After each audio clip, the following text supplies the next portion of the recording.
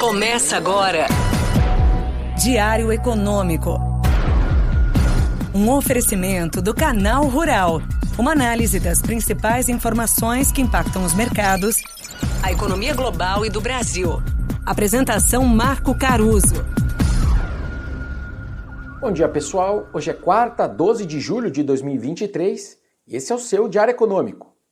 O IPCA de junho, divulgado ontem, acabou confirmando a deflação no mês, só que ele veio um pouco acima do esperado por nós e pelo consenso.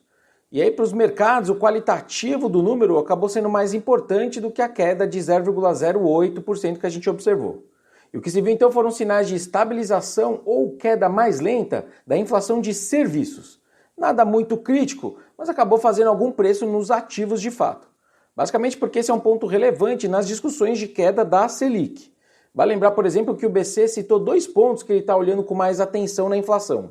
O primeiro é a evolução das expectativas de inflação de longo prazo e o segundo são justamente os componentes do IPCA que são mais sensíveis à política monetária e à atividade econômica, exemplo de serviços. E enquanto esse primeiro item deu uma pausa na sua melhora, que a gente viu ali no Boletim Focus na segunda, o segundo, serviços, deu essa piorada marginal no IPCA que eu acabei de comentar. Nos mercados, então, o que acabou se vendo foi uma redução na chance de cortar em 0,5% a Selic na reunião de agosto. Hoje, o mercado voltou a colocar, na verdade, 60% de chance do ciclo começar com uma redução de 0,25%.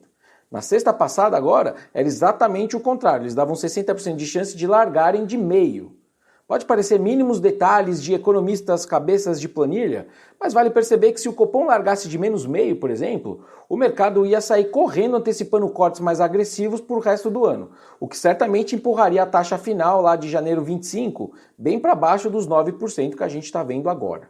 Enfim, mas com essa dose extra de água nesse chope, alguns setores da bolsa que são mais cíclicos e mais sensíveis aos juros acabaram dando uma realizada e o Ibov fechou o dia caindo de novo 0,6%. Só que tiveram 2 destaques positivos no índice das empresas mais ligadas às commodities. De um lado, a Vale acabou se recuperando de parte das perdas recentes e do outro, as petrolíferas acabaram acompanhando a alta de 2% do petróleo que a gente viu lá fora. Além da revisão para cima na demanda por petróleo, que foi estimada para esse ano por parte do Departamento de Energia dos Estados Unidos, os 2 setores também se beneficiaram das notícias de novos estímulos do governo chinês. O presidente da China, o Xi Jinping, defendeu reformas nas áreas de investimentos, comércio, finanças e inovação, e em outras áreas que também envolvam trocas e cooperação com outros países, o que ele chamou de uma maior, abre aspas, abertura institucional do país. Outro ponto que ele bateu também foi pedindo esforço para controlar o uso de energia e as emissões de carbono.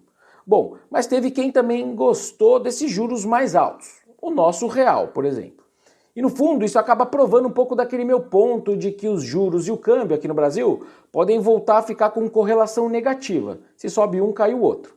A pauta fiscal e tributária ter andado no primeiro semestre ajudou os 2 ativos a melhorarem juntos, uma correlação positiva, mas que agora na minha cabeça fica negativa, porque a narrativa relevante agora passa a ser o tamanho e a velocidade de corte de juros aqui no Brasil e também o quanto que o Fed ainda tem que resistir com juros altos lá fora.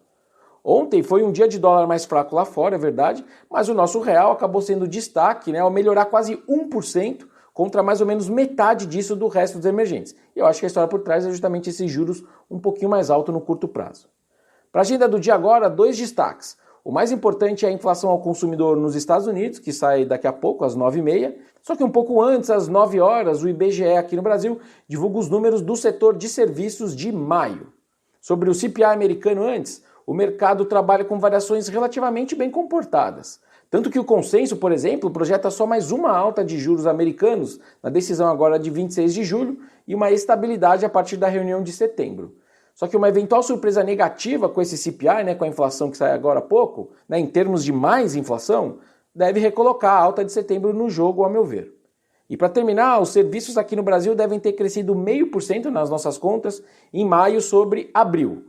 Além da força do agro, o setor de serviços segue liderando o bom desempenho da economia esse ano, muito pela força da renda ampliada, que é quando a gente inclui as transferências de renda do governo aos salários, quanto também pelo baixo desemprego que segue ali nos últimos dados. Por hoje é isso, turma. Bom dia, bons negócios e sorte sempre. Você ouviu Diário Econômico. Um oferecimento do Canal Rural. Uma análise das principais informações que impactam os mercados, a economia global e do Brasil. De segunda a sexta, às 6 da manhã, no Spotify e YouTube.